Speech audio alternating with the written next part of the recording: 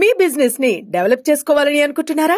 అయితే వెంటనే సంప్రదించవలసిన ఫోన్ నంబర్ 7729969299. గచ్చిబౌలిలో భూమి మీరు ఏం చేయొద్దని అధ్యక్ష దాదాపుగా 25 సంవత్సరాలు అనుకుంటా. 25 సంవత్సరాల క్రితం బిల్లిరావు అనే వ్యక్తికి, ఒక ప్రైవేట్ వ్యక్తికి, ప్రైవేట్ సంస్థకు ఆ భూమి కేటాయించారు. 25 సంవత్సరాల నుంచి ఏ రోజు కూడా సెంట్రల్ యూనివర్సిటీ దగ్గర ఆ భూమి లేదు. తెలంగాణ ఉన్న కంబైన్డ్ రాష్ట్రంలో 2006లో ఆనాడు కాంగ్రెస్ పార్టీ రద్దు చేసింది ఆ కేటాయింపు. అక్కడి నుంచి కోర్టు కేసులు జరిగినాయి. 2014లో తెలంగాణ రాష్ట్రం వస్తే 2024 వరకు 10 సంవత్సరాలు గత ప్రభుత్వం బిల్లిరావు నుంచి భూమి గుంజుకోలేదు అధ్యక్ష.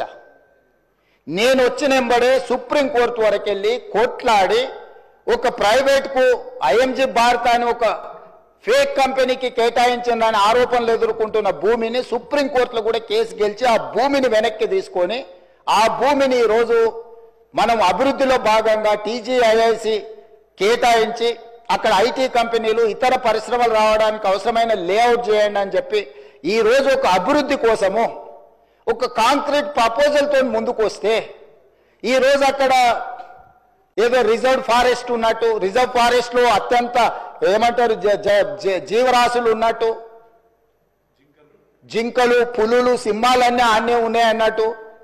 జింకలు, పులులు, సింహాలు లేవు అధ్యక్ష. ఆ చుట్టుముట్టుతో కొన్ని గుంటనక్కలు చేరి ఇట్లా వ్యవహరిస్తున్నాయి అధ్యక్ష. గుంటనక్కలకు గుణపాఠం చెప్తాం అధ్యక్ష.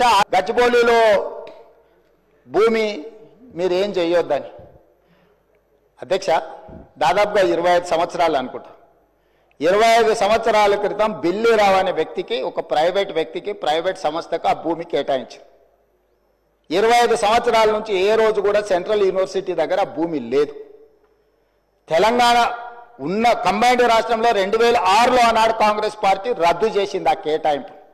అక్కడి నుంచి కోర్టు కేసులు జరిగినాయి. 2014లో తెలంగాణ రాష్ట్రం వస్తే 2024 వరకు 10 సంవత్సరాలు గత ప్రభుత్వం బిల్లిరావు నుంచి భూమి గుంజుకోలేదు అధ్యక్ష.